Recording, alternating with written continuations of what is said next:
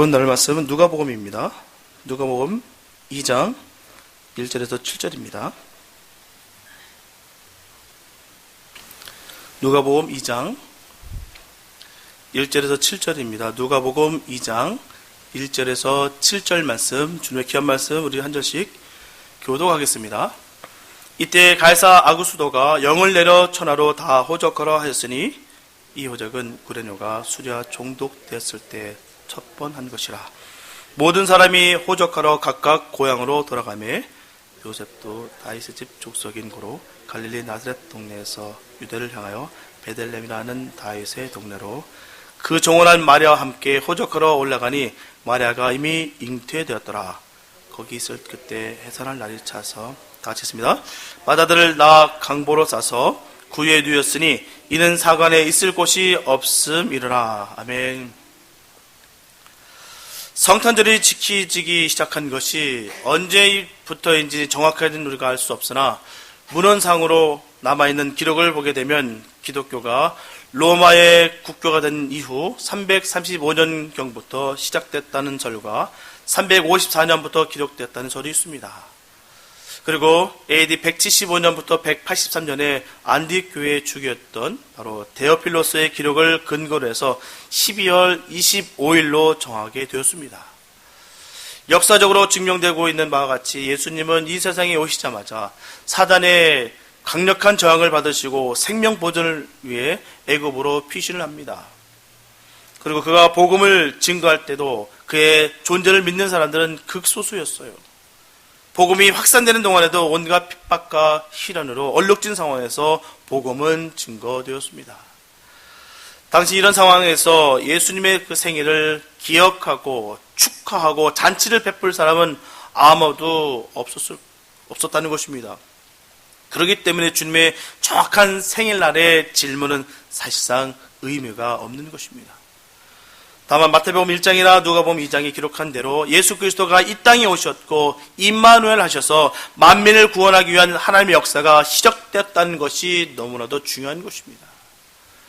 성탄의 기원을 굳이 밝힌다면 후일 구원의 은총을 입은 사람들이 나를 죄에서 구원하시고 만민을 죄에서 구원하시려고 이 땅에 오신 바로 성자 예수 그리스도의 은혜를 감사하고 고마워서 주님이 이 땅에 오심을 축하하고 기뻐하며 영광을 돌리는 것이 바로 성탄절의 진정한 의미요 유래가 되었습니다.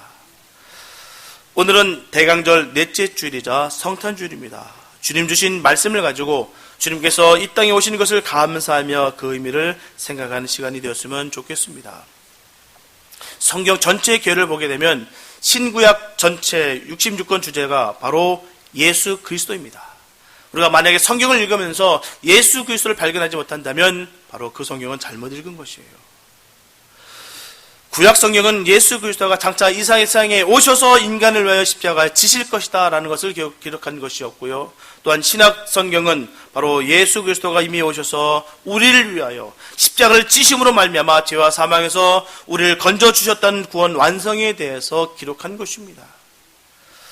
이는 바로 하나님이 이 세상을 창조하시기 전에 장차 인간이 범죄하여 타락할 것이며 그 죄의 삭스로 죽을 수밖에 없지만 우리를 너무나도 사랑하셔서 독생자 예수 그리스도를 이 땅에 보내어 구원사역을 이루시고자 하는 놀라운 계획인 것입니다. 그러므로 예수 그리스도의 탄생은 이 구원사역의 완성입니다. 하나님께서는 예수 그리스도의 탄생에 시간과 장소와 방법까지도 정확하게 예정되었습니다.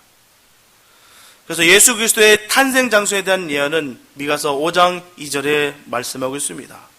베들레헴 에브라다야 너는 유대 족속 중에서 작을지라도 이스라엘을 다스릴 자가 내게서 내게로 나올 것이라 라고 분명히 말씀하고 있습니다.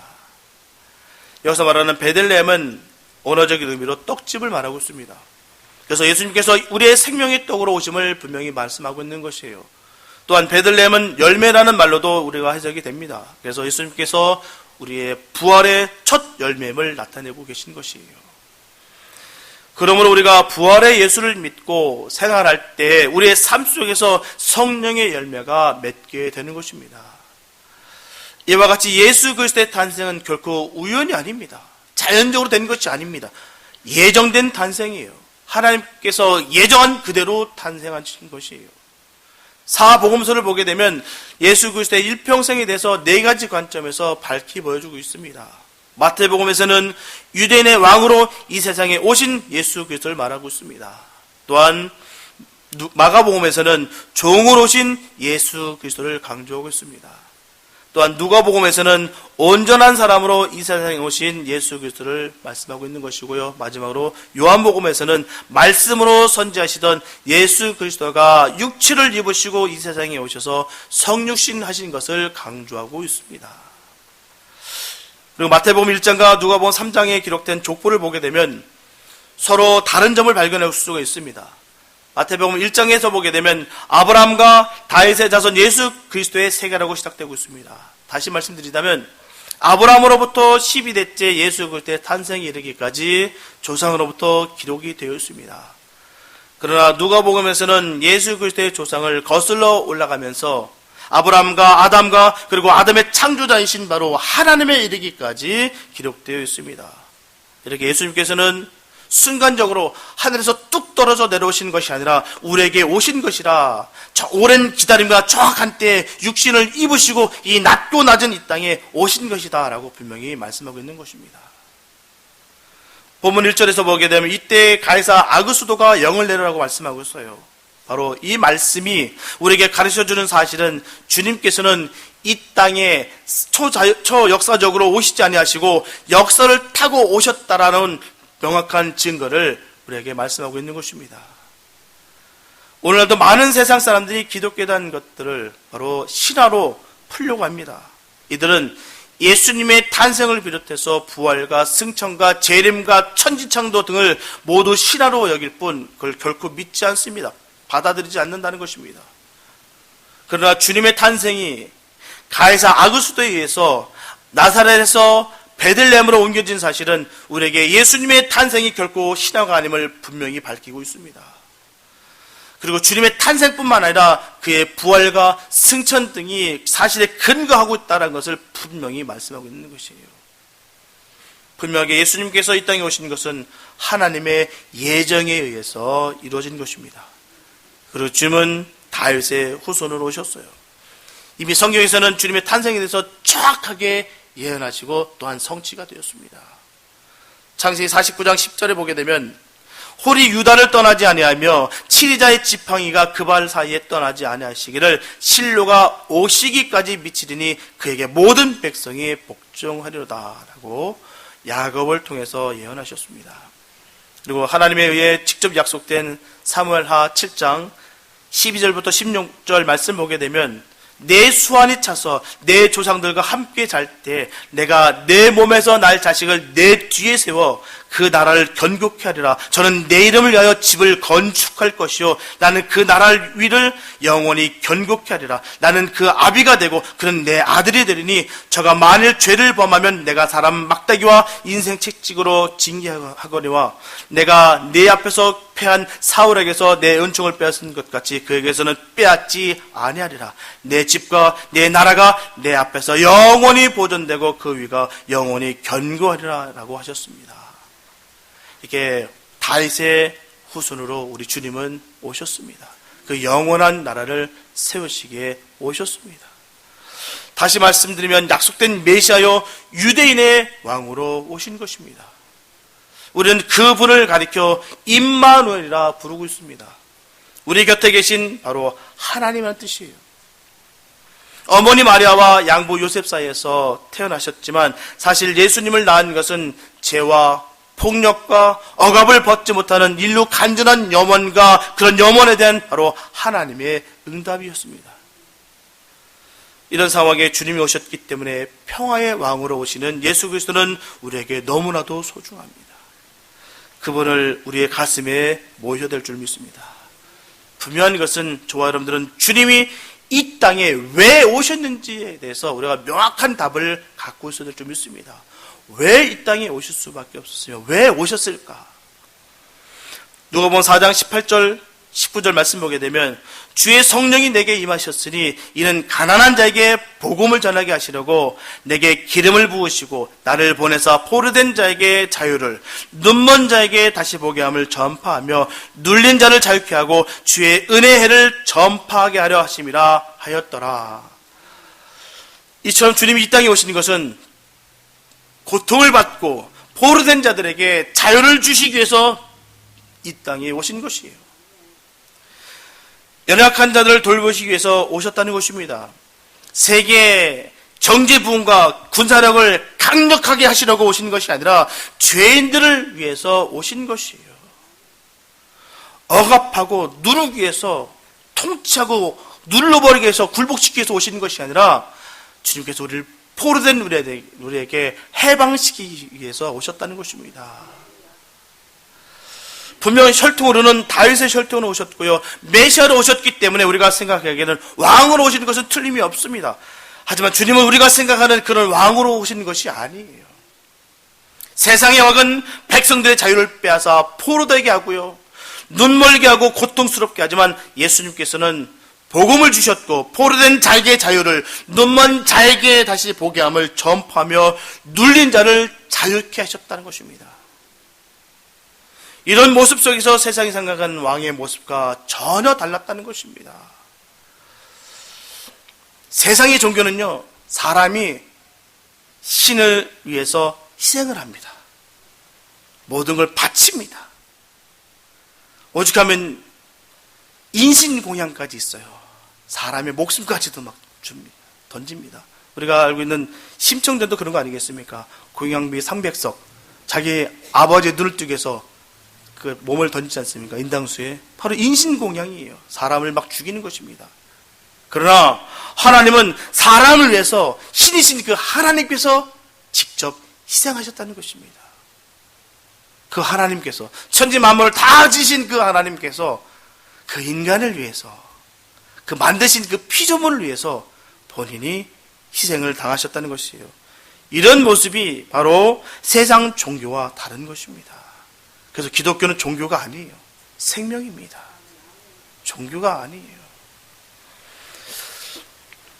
우리가 거미를 볼 때 사냥하는 거 보셨습니까? 거미는 그물을 칩니다. 그 곤충이 딱 잡히면 가서 자기 줄로다 칭칭칭 감아버려요. 그런 다음에 자기의 독을 쏩니다. 그래서 녹여서 먹습니다. 정말 끔찍하지 않습니까? 이게 녹여서 먹는다는 게. 뭘 주입하느냐에 따라서 다르다는 것을 우리가 거미를 통해서 한번 우리가 깨닫기 원합니다.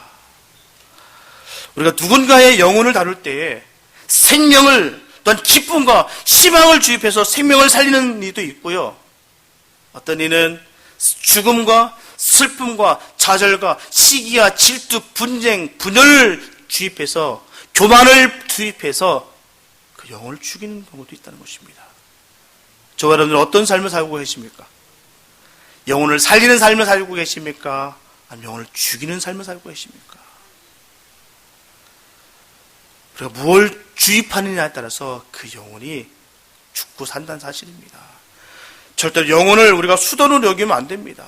우리 주님께서 영혼을 얼마나 귀하게 여기셨다는 것을 우리가 알고 있다면 그 영혼에 대해서, 그 가치에 대해서 우리가 다시 한번 생각해야 될 줄 믿습니다. 영혼은 내 마음대로 내가 억압시켜서 꽁꽁 묶어서 내 마음대로 사용하는 것이 아니에요. 내가 무엇을 주입하느냐에 따라서 그 영혼이 죽습니다. 또 영혼이 사는 것입니다. 예수님께서는 예수님이 계신 곳곳마다 부족해 보이는 사람들, 전혀 사람 대접받지 못할 만한 사람들을 주님께서는 사람 대접시켜 주셨어요. 아무도 손대지 않는 그 문둥병자들에게 손을 대셔서 치유시켜 주셨습니다. 세상살이에 완전히 지치고 늘어진 사람들에게 주님께서 만나주시고 영혼을 깨우셨습니다. 저와 여러분들이 그런 삶을 살아야 될 줄 믿습니다. 그래서 저와 여러분들은 거룩의 모양이 있는 종교인이 되지 마시고 반드시 복음을 전하며 복음을 살아야 될 줄 믿습니다. 생명을 안고 사시기 바랍니다. 우리는 이미 그 평화를 주님으로부터 선물을 받았어요. 영원히 사단에게 우리를 묶임을 받아서 영원히 죽을 수밖에 없었던 빙칭 묶였던 우리들에게 주님께서 오셔서 우리를 해방시켜 주셨습니다. 이게 귀한 선물이에요. 이제 우리가 이 주님의 선물을 받았기에 우리는 주님의 선물이 되어야 될 줄 믿습니다. 지금부터 우리 차리는 것이에요. 이 아름다운 성탄절기에 우리 모두 세상의 선물로 거듭나시기를 소원합니다. 그렇게 되기를 갈망하신다면 저와 여러분들은 이번 성탄절을 통해서 예수님께서 말구에서 태어날 수밖에 없었던 그 사실에 주목할 필요가 있습니다.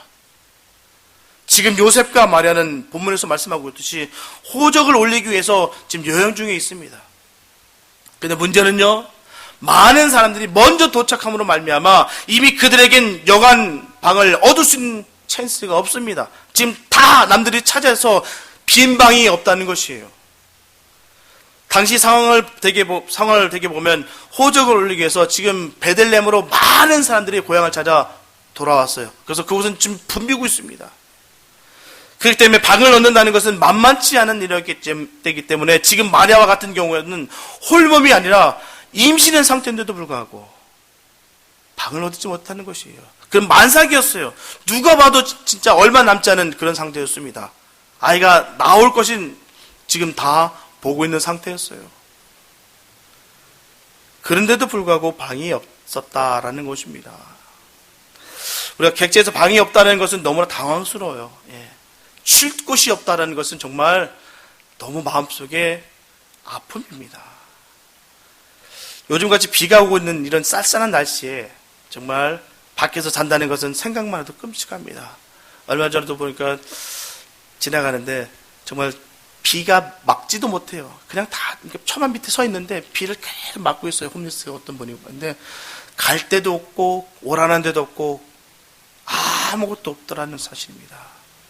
참 당황스러웠을 거예요. 그래도 우리가 오래되고 낡아서도 비를 막아주고 바람을 막아주는 집이 있다는 것은 정말 감사할 수 있는 것입니다. 그런데 요셉은 지금 바로 나올 그 아기와 아내를 위해서 여관 주인에게 사정합니다. 방을 달라고. 지금 우리의 사정과 형편이 이러니 방을 꼭 좀 달라고 사정을 합니다. 하지만 그에게 들려오는 말은 이는 사관에 있을 곳이 없음이라 하는 것이에요. 방이 없다는 것입니다. 빈 방이 없다. 도저히 당신에게 줄 수 있는 아무것도 없다라고 말씀하고 있는 것이에요. 이 말씀은 너무나 가슴 아픈 말씀입니다. 우리가 모든 과정과 결과를 다 알고 있기 때문에 우리가 무심코 이 말씀이 넘길 때가 있습니다. 우리가 이 기승전결 모든 것을 다 성경 말씀 알고 있기 때문에 이 말씀이 우리 가슴에 와닿지 않을 때가 얼마나 많은지 몰라요. 이거는 나중에 다 해피엔드가 끝나고 다 어떻게 될 걸 다 알잖아. 그렇기 때문에 이 모든 내용들을 그냥 쑥 지나갈 때가 얼마나 많은지 모릅니다. 무심코 넘길 때가 많아요. 사실 이 말씀은 우리가 가슴이 막 미어지고 찢어지는 말씀입니다. 우리 주님께서 왜 오셨습니까? 이 땅에. 우리를 대속시키기 위해서 그 만왕의 왕 대신 그 주님이 이 땅에 오시는 것이에요. 그런데도 불구하고 지금 말구에 누웠다라고 그 현실이 너무나도 가슴 아픈 것입니다. 우리 사진 한번 볼까요? 승희 집사님이 그 사진 하나 발견해 주셨는데요. 이게 보면 유대 사람들의 집입니다. 우리나라 사람들과 집이 달라요. 2층에는 바로 주거하는 공간이고요. 1층은 부엌이고 또한 그 외양간, 짐승이 있는 곳은요 거의 사람이 있을 수 있는 곳이 아닙니다. 이게 구조가 이렇게 되어 있어요. 다음 사진이요. 멋있어 보이지 않습니까? 있어 보이지 않습니까? 여기서 아이를 딱 내려놔도 괜찮을 것 같아요. 정말 저기서 놔도 아무렇지도 않을 것만 같은 생각이 들지 않습니까? 깨끗하고 쾌적하고 빛이 쫙스럽고 영광스럽고 이 사진뿐만 또 다른 사진도 많아요. 보면은 옆에 보면 마리아가 있고 옆에 동물들이 다 지켜보고 있고 그 아기 된 예수님은 활짝 웃으시고 정말 낳고 싶은 생각도 납니다. 쾌적한 모습도 있어요. 그러나 현실의 모습에서의 부유는 다릅니다. 완전히 그냥 바닥이에요. 아무것도 아닙니다. 옆에 짐승들이 목도 남은 그런 찌꺼기가 잔뜩 있고요. 정말 어느 누구도 그 아이를 놓을 수가 없습니다. 우리 교회 지금 경사인데 우리 최 집사님 셋째가 났어요, 민서가. 혹시 우리 민서를 여기다 놓을 수 있을 용기가 있으신가요? 집사님은? 어느 누가 여기다가 놓을 수가 있겠습니까? 우리 주님은 이곳에 놓으신 거예요. 우리는 말구에 놓였다는 그 사실에 우리 가슴 아파될 줄 믿습니다. 왜 주님께서 왜 말구에 놓을 수밖에 없었냐? 그 마랑이와 왕 대신. 근데 지금 더 아픈 현실은 이 모든 역사적인 사실이 퇴색이 되고 있다는 게 너무나 가슴 아픕니다. 오늘 보면 예수님이 탄생한 곳으로 여겨지는 그 베들레헴 그 장소에 커다랗게 지금 예수 탄생 기념교회가 딱 서 있습니다. 로마 콘스탄틴 황제의 어머니 그 헬레나가 339년에 예수님께서 태어나신 작은 마국간을 발견하고요. 그 위에 거대하게 지금 교회를 웅장하게 지었습니다. 그리고 614년 페르시아가 이것을 점령했을 때 그들은 이 교회를 허물지 않았어요. 파괴하지 않았습니다. 그것은 복음서에 나오는 바로 동방박사들이 자신들의 조상이었다는 것을 믿었기 때문에 그것을 파괴하지 않고 그대로 보존되고 있습니다. 보존된 것은 참 좋아요. 그 뜻은 참 좋습니다. 그러나 많은 순례자들이 방문하고 많은 여행객들이 오는 것은 좋으나 그 참 뜻을 발견하기보다는 그곳이 상품화되고 있다는 것이 너무나도 가슴 아픈 것이에요. 예수님께서 이 땅에 오신 그 의미를 생각지 아니하고 그냥 이곳에 그냥 기념화되고 그냥 상품화돼서 오는 사람들이 얼마나 많은지 모릅니다. 이렇게 예수님께서 오셨을 때는요, 비참함, 정말 참혹함 속에서 오신 것이에요. 저곳에 어떻게 아이를 놓을 수가 있겠습니까? 만약에 베들레헴에 있었던 사람 어느 한 명이라도 자기 방을 내주었다면 말구에서 태어나실 일 없습니다. 하다못해 여관 주인이 자기 방 아니더라도 거실이라도 한쪽 편에서 내주었다면 우리 주님께서 저 말구에 누일 일이 없습니다. 이렇게 주님께서 말구에 태어나신 것은요, 겸손을 나타내기 위함이 아니라 그들의 철저한 이기심 때문에 그런 것이에요. 그들의 남을 생각지 않는 그 각박한 마음 때문에 우리 주님께서 말구에서 태어나신 것입니다. 겸손을 얘기한 건 스가랴 9장 9절에서 말씀하고 증거하고 있듯이 겸손하기 위해서 나귀를 타셨다는 말은 나서도 겸손을 하기 위해서 말구에 태어나셨다는 말은 없습니다. 성경에 그런 말이 없어요. 말구에 태어나셨던 것은 인간의 이기적인 마음 때문이었습니다. 철저하게 이기적인 마음 때문에 인간의 그 잔인성이 그대로 드러나는 것이에요. 아기를 낳을 때는 모든 사람들이 협력하는 것이 인지상정입니다. 그런데 그 당시 베들레헴 지역은 얼마나 인심이 각박했는지 하나님 아들이 마국간에 말구에서 나실 수밖에 없었던 사실이에요. 너무나 비참한 일입니다. 어떻게 임산부를 외면할 수가 있겠습니까? 지금 통증이 막 오고 지금 막 아기가 막 나오려고 하는 이때에 어떻게 외면할 수가 있겠습니까? 남이야 죽든 말든 나만 알면 된다. 이런 모습이 바로 악한 것입니다. 나와 상관없는 것, 내 마음 전혀 동요치 않은 것, 이게 악한 것이에요. 내가 남을 속이고 남을 해하는 것만 사람이 죄 짓는 것이 아니에요. 남이 죽든 말든. 이 광경을 보셨을 때 우리 하나님 얼마나 마음 아프셨을까요? 정말 가슴이 찢어졌을 거예요. 야, 저런 못된 인간들, 정말. 야, 이렇게까지 악하냐? 야, 방 하나 내주는 게 어려워서, 말이야. 마음을 돌이켰을 것 같아요. 저 같으면요. 야, 이런 인간들을 살릴 필요가 없다. 마음을 확 돌이켜, 그냥 지구 땅들이 탁 터치고 그냥 없애버렸을 것 같아요. 그래서 다시 걷어가지고, 다시 가자. 야, 이곳은 있을 곳이 안 된다. 이런 사람들에게 하나님께서는 그 아들을 허락하신 것이에요. 그런데 더 감사한 것은요, 우리 주님께서 이렇게 잔인하고 이렇게 강박하고 철저하게 유린을 시킬 그들에게 우리 주님께서 하신 말씀이 내게로 오라, 내가 너희를 쉬게 하리라. 이게 주님의 말씀입니다. 나는 빈방 하나 없어서 저 말구에 난 났지만 난 너희들에게 쉼을 줄 거야. 난 너에게 힘을 얻게 줄 거야. 이게 주님의 마음입니다. 이 사랑을 안다면 우리 주님 앞에 무릎을 꿇을 수밖에 없습니다. 여기 바로 우리 주님의 사랑이에요. 나는 빈방이 없어서 저 더럽고 저 추한 저 말구에 내 누웠지만 난 너에게 빈방을 줄 거야. 난 너에게 쉼을 줄 거야. 오늘도 마찬가지입니다. 예수님 우리의 삶의 현장에서 있을 곳을 찾고 계십니다. 사람들의 마음과 생각에 예수님이 거할 곳이 없다는 것이에요. 우리의 마음과 생각에는 세상에 잡다한 일들로 가득 차 있다는 것입니다. 이기적인 믿음으로 그 마음으로 자신의 실리만을 추구하고 있다는 사실이에요. 출세와 세상적인 쾌락축으로 가득 차 있어서 지금 주님이 계실 곳이 없다는 것입니다. 트임이 없다는 것이에요. 내 생각으로 꽉 차 있기 때문에 주님이 오실 공간이 없습니다라고 딱 절단하고 주님을 거부했던 사실입니다. 요한복음 8장 보게 되면 예수님과 유대인들의 격렬한 논쟁이 나와요.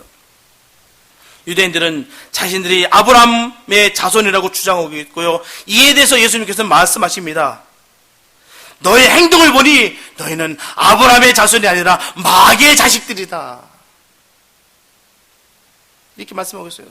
네 행동하는 거 보니까, 네 삶을 보니까 넌 하나님 자식 아니야. 너는 마귀 자식이야. 어떻게 네 삶 속에서 하나님의 모습이 드러날 수 있겠냐? 어떻게 예수의 흔적이 나타나느냐라고 얘기하시는 것입니다.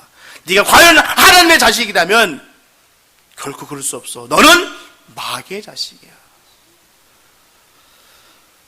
예수님께서는 영적인 두 계통의 아버지와 이 두 계통의 자녀들이 있다는 것과 이 두 계통의 자녀들이 하는 일이 각각 다르다라고 지금 말씀하고 계시는 것이에요. 37절 말씀 보게 되면 예수님께서 말씀하십니다. 그러나 내 말이 너희 속에 있을 곳이 없으므로 나를 죽이려 하는도다. 아무리 말씀을 들어간다 하더라도 튕겨져 나가니까 예수를 거부하다라는 것입니다. 공간이 없다는 것이에요. 빡빡하게 내 욕심과 내 야망과 내 욕망에 꽉 차 있기 때문에 이곳에 예수가 없다는 것입니다. 모양은 그렇듯해요. 거룩의 모양은 있습니다. 예수 잘 믿는 것 같아요. 그러나 삶은 맨날 빡빡하고 맨날 시기하고 질투하고 남을 미워하고 정죄하고 잘라내고 이건 예수님의 모습이 아닙니다. 하나님의 자녀들의 모습이 아니라고 분명히 말씀하시고 계시는 것이죠. 내 말이 너희 속에 있을 곳이 없으므로 나를 죽이려 하는도다. 이 말이 얼마나 무서운 말씀인지 모릅니다. 이게 마음이 완악하고 깜빡하기 때문에 주님의 말씀이 있을 곳이 없다는 것입니다. 그 이유를 38절에서 예수님께서 답으로 명확하게 말씀하겠어요. 나는 내 아버지에게서 본 것을 말하고 너희는 너희 아비에게서 들은 것을 행하느니라. 예수님께서 말씀하시는데 가운데 말씀하시는 것이 내 아버지는 바로 하나님 아버지를 말하는 것이고요. 너희 아비는 바로 마귀를 가리키는 것입니다. 다시 말하면 영적인 세계에 두 주관자가 있다는 것이에요. 그러므로 이 세상에는 하나님의 아들과 마귀의 자식들이 있다는 것입니다. 우리가 반드시 기억해야 될 것은요, 내가 하나님의 영에 있든지 아니면 사단의 영에 잡혀있든지 딱 둘 중에 하나입니다. 중간은 없어요. 중간이 있다고 여기는 것들이, 중간이 있다고 여기는 것이 나의 복음을 복음되지 않게 만드는 것입니다. 예수님은 우리 하나님의 아들로 탄생하셨으며 하나님 아버지로부터 이 세상에 보내심을 받고요, 하나님께 들은 그 진리를 증거하신다는 것입니다. 삶 속에서 우리의 진리를 나타내는 삶 되시기 바랍니다. 내가 정말 예수를 믿는다면, 그 주님이 나의 구주가 되신다면 그 삶을 사시기 바랍니다. 입으로 하는 것은 다 할 수 있어요. 아는 것에 멈추는 것은 다 할 수 있습니다. 에베소서 4장 말씀처럼 아는 것과 믿는 것이 하나가 되어야 될 줄 믿습니다. 그로 말미암아 우리의 믿음의 분량이 예수님의 분량까지 자라는 우리가 됐으면 참 좋겠습니다. 아는 것에 멈추는 것이 그는 믿는 것이 아닙니다. 이렇게 하나님으로부터 난 자가 하나님의 아들입니다. 그리고 성령으로 거듭난 자가 바로 하나님의 자녀들입니다. 반면에 예수님께서는 마귀의 자녀들에게 전하시기를 너희는 너희 아버지 마귀의 속에 났으니 너희 아비의 욕심을 너희도 행하고자 하느니라. 너희는 너희 아비의 행사를 하는도다. 네 하는 짓이 다 마귀 같은 짓만 하는구나. 그 말을 하는 거예요. 모든 것이 지금 하는 짓이 다 마귀 짓만 하고 있다. 분쟁과 분열과 깨는 것은 다 마귀가 하는 거예요. 예수를 못 믿게 만드는 것이 바로 마귀가 하는 것입니다. 마귀의 자녀들은 하나님의 아들인 예수를 믿지도 아니하고 사랑하지도 아니하며 마귀의 욕심을 따라 행하게 됩니다. 또한 그들은 그 마귀 그 속성대로 산다는 것이에요. 증오와 거짓으로 가득 차 있기 때문에 진리에 대한 이해도 없고 진리를 왜곡하는 모습으로 그 삶의 증거가 되는 삶을 사는 것입니다. 성령 충만하면 주님의 기쁨이 되는 일을 하게 되어 있습니다. 누가 시켜서가 아닙니다. 그냥 그 일이 너무 기뻐서 하는 것이에요. 주님이 이 일을 통해서 얼마나 기쁘실까 하고 그렇게 사역하는 것입니다. 남이 시켜서가 아니에요. 강제로 하는 것 아닙니다. 주님의 일은 스펙으로 하는 것이 아니에요. 스피릿입니다. 주님의 마음으로 하는 것이에요. 그 주님의 사랑을 알기 때문에 내가 하는 것입니다. 만약에 내가 남에게 보이기 위해서 내가 정말 어쩔 수 없이 내가 교만해서 하는 일들 반드시 문제가 생기게 되어 있습니다. 주님의 일은 주님 주신 은혜와 기쁨으로 하는 것이에요. 그래서 주님은 말씀하시기를 하나님이 너의 아버지였으면 너희가 나를 사랑하셨으리니 이는 내가 아버지께로 나서 왔습니다. 우리가 정말 하나님의 자녀라면요, 그 하나님의 아버지, 그 주님 아버지의 우리가 자녀라면 그 예수님이 사랑스러울 수밖에 없습니다. 예수님이 하신 모든 일이 기쁠 수밖에 없습니다. 그게 바로 하나님의 자녀와 하나님 자녀가 아닌 삶이 바로 거기서 나타나는 것이에요. 분명히 하나님의 자녀들은 하나님의 아들인 예수 그리스도를 사랑하는 자녀들아 분명히 말씀하고 있습니다. 그의 동정적 탄생, 메시아로 보내심을 받았다는 그 사실, 그리고 그가 말씀하신 그 진리를 깨닫고 믿는 일이 바로 하나님 자녀들이 하는 복된 일일 줄 믿습니다. 그 모든 말씀이 믿어지고 그 모든 말씀을 내가 행하는 것입니다. 오늘날의 하나님의 자녀는 성령으로 거듭난 사람들이에요. 저 사람들은 이러한 사실을 결코 잊어서는 안 됩니다. 사람이 예수님 따라 교만하게 되고 완악하게 된다면 욕심과 자기 만족에 빠져서 은혜를 깨닫지 못합니다. 그러면 하나님의 은혜로 살고는 있으나 하나님의 계심을 알지 못하고 그게 은혜인지를 못하고 그렇게 살아가고 있는 것이에요. 자기 자신의 능력으로 자기 자신이 잘났기 때문에 산다 여길 때가 얼마나 많은지 모릅니다. 은혜로 살고 있는데도 불구하고 말입니다. 하나님의 은혜로 살고 있는 것이에요. 우리가 숨 쉬는 것, 내가 숨 쉬고 싶어서 쓰는 거 아닙니다. 우리 주님께서 숨 쉬게 하시기 때문에 우리가 숨을 쉴 수 있는 거예요. 내가 능력이 있고 힘이 팔팔해지는 것 같아서 내가 살아가는 거 아닙니다. 하나님 모든 주권이 있습니다.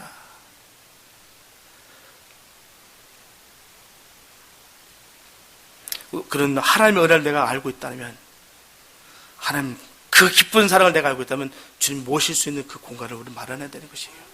내 마음에, 내 그 보좌에 주님을 앉혀드리는 것입니다.